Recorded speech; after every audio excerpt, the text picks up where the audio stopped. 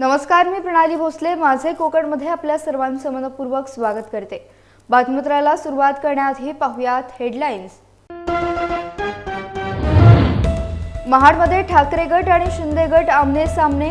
बाळासाहेब ठाकरे यांच्या पुण्यतिथीसाठी मंडप बांधण्यावरून झाला वाद.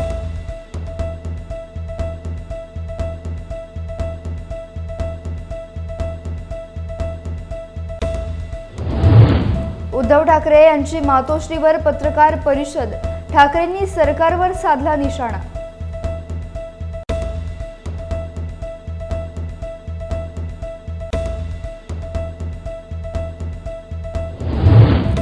खेड शहरात सध्या भटक्या कुत्र्यांची दहशत. भटक्या कुत्र्यांचा बंदोबस्त करण्याची होती मागणी.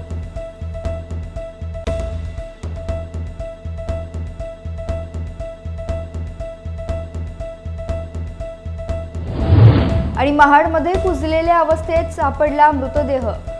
शेजाऱ्यांना दुर्गंधी आल्यानं घटना आली समोर.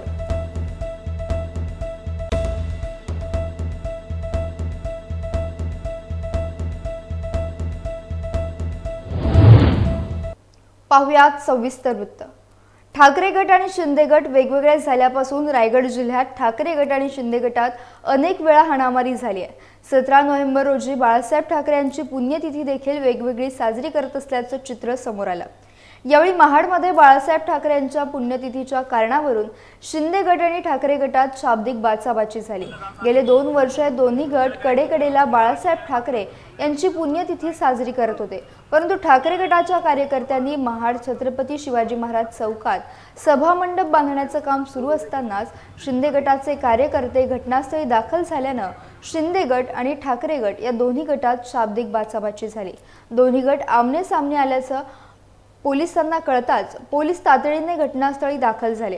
पोलिसांच्या हस्तक्षेपानं सध्या तरी दोन्ही गटातील बाचाबाची निवळली आहे. परंतु बाळासाहेब ठाकरे यांची पुण्यतिथी या दोन्ही गटाकडून साजरी होणार की नाही याकडे आता लक्ष लागलंय.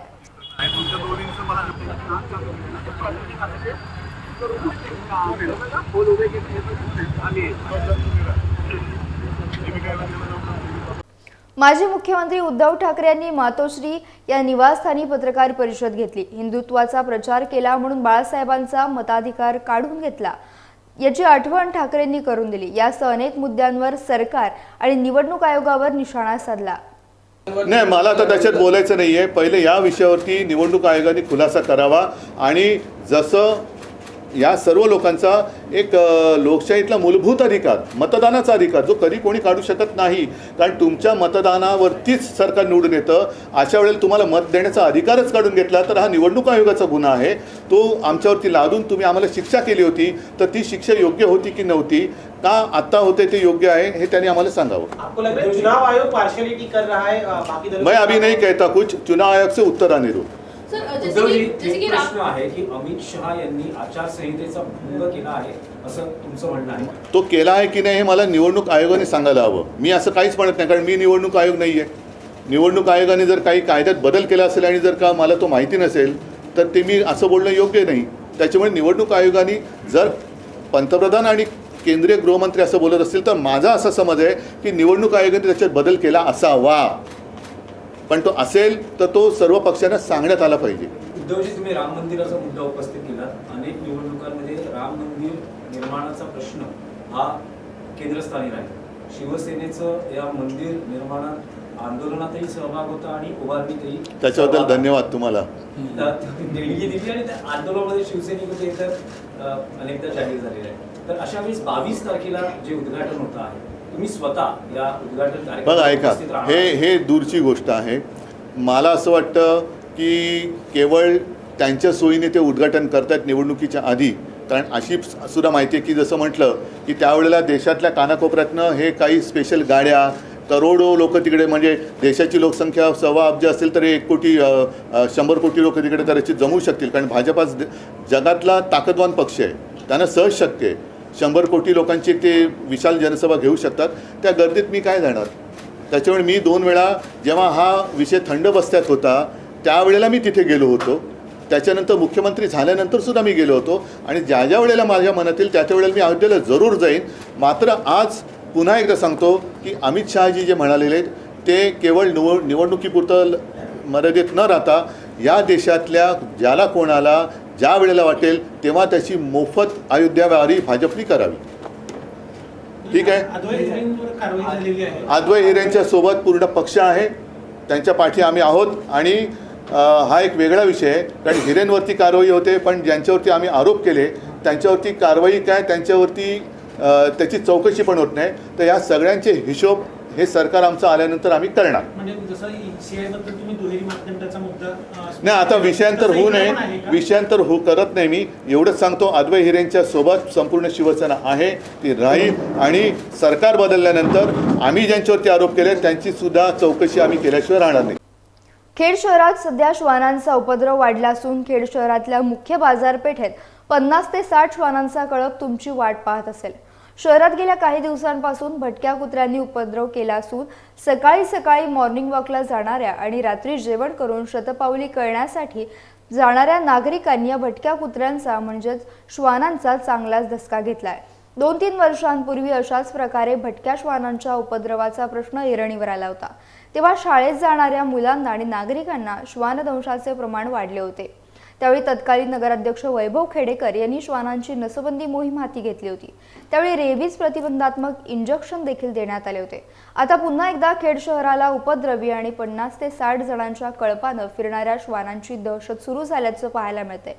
बाजारपेठेत दुकानं बंद करताना काही जण बिस्किटं श्वानांना देतात, त्याचमुळे बाजारपेठेत त्यांची संख्या वाढली असल्याचं काही व्यापाऱ्यांचं म्हणणं आहे. खेड शहरात सुरू असलेल्या श्वानांचा उपद्रवाला आवर घालण्यासाठी प्रशासनाने तात्काळ उपाययोजना करण्याची मागणी नागरिक आणि व्यापाऱ्यांमधून होती आहे.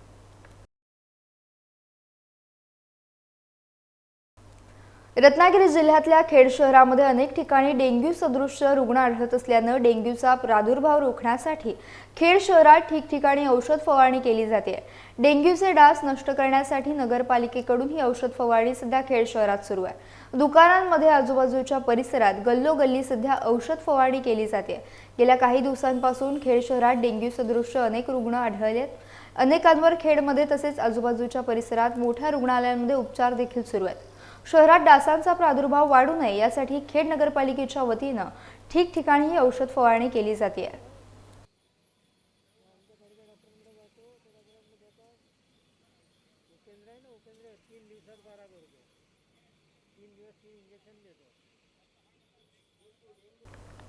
तर रायगड जिल्ह्यात महाड तालुक्यातील नडगाव हद्दीमध्ये अरुण नगर या सोसायटीमधील एका फ्लॅटमध्ये रहिवाशी असलेल्या इसमाचा स्वतःच्या फ्लॅटमध्येच मृतदेह सापडलाय. ऐन दिवाळीच्या सणामध्ये सर्व शेजारी आणि मयत इसमाचे नातेवाईक घरात नसल्यामुळे ही बाब लवकर कोणाच्याही लक्षात आली नाही.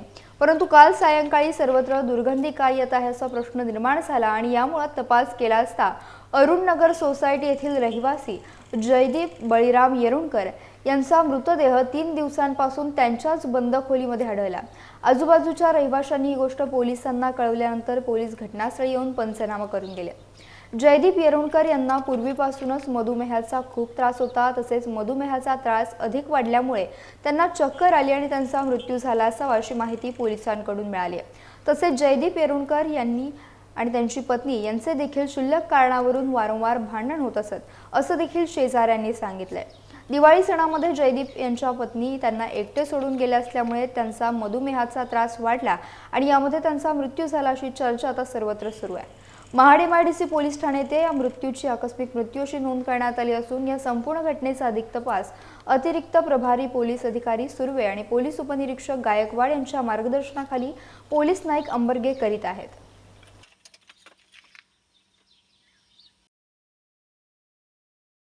मागील 1 ते 1.5 वर्षांपासून रायगड जिल्ह्यात विविध प्रकारे नोकरीचं आमिष दाखवून किंवा पैशाची मागणी करून तरुणांची फसवणूक करण्याचे प्रकार वाढलेत.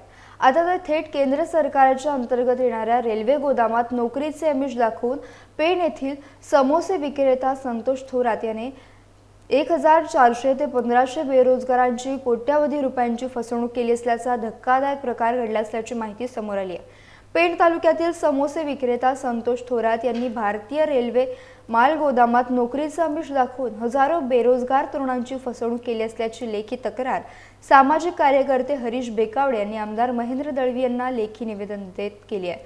तसेच रायगड पोलीस अधीक्षक, अपर पोलीस अधीक्षक आणि रायगड आर्थिक गुन्हे शाखा येथे केली आहे.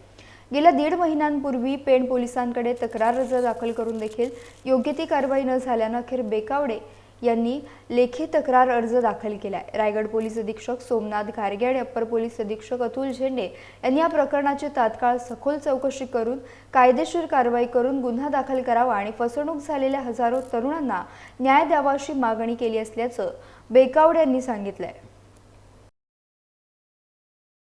भारतीय रेल गोदामामध्ये नोकरी लावेन या आमिषाने पेण येथील समोसा विक्रेते संतोष थोरात यांनी गेले वर्षभरात कोट्यावधी रुपये लोकांकडून गोळा केलेले आहेत। याबाबत त्यांनी मार्च महिन्यामध्ये सप्टेंबरला जुलै ऑगस्टपर्यंत नोकरी लावतो म्हणून सर्वांना आश्वासन दिलं होतं, परंतु अद्यापही एकाही लोकांपैकी एकाही जणांना नोकरी लावलेली नाही आहे।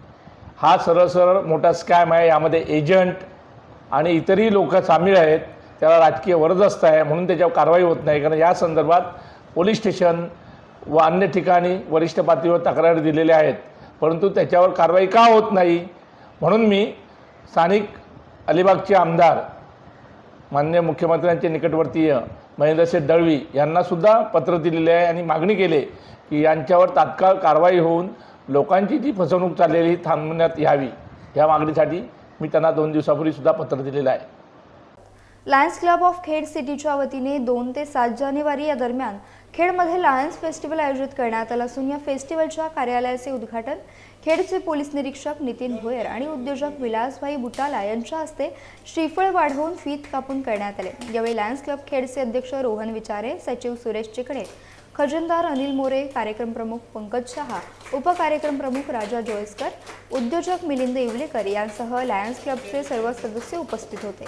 2 जानेवारी ते 7 जानेवारी या कालावधीत होणाऱ्या लायन्स फेस्टिवलमध्ये विविध उपक्रम राबवण्यात येणार असून हे वर्ष फेस्टिवलचे 2रे वर्ष आहे। या कार्यक्रमातून मिळालेला नफा आरोग्य सेवेसाठी वापरण्यात येणार असल्याचं कार्यक्रम प्रमुख पंकज शहा यांनी सांगितलं।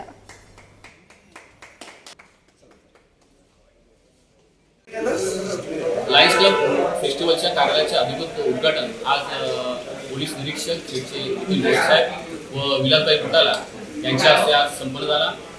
येत्या 2 जानेवारी ते 7 जानेवारी या 6 दिवस गोळीबार मैदान येथे लायन्स फेस्टिवलचं आयोजन केलेलं आहे। त्यामध्ये फनफेअर, ऑटो एक्सपो तसेच बचत गटांचे स्टॉल, खाद्यसंस्कृती, वेगवेगळ्या प्रकारची खाद्यसंस्कृती या ठिकाणी येणार आहे। त्यामध्ये आपण वेटवाल्यांसाठी जेम हा सुद्धा एक स्पेशल ऑफर असणार आहे।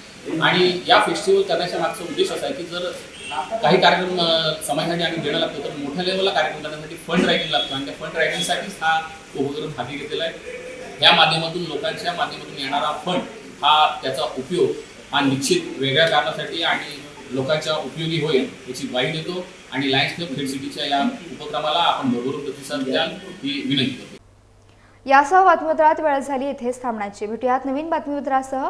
तोपर्यंत तुम्ही कुठेही जाऊ नका, पाहत रहा फक्त माझे कोकण।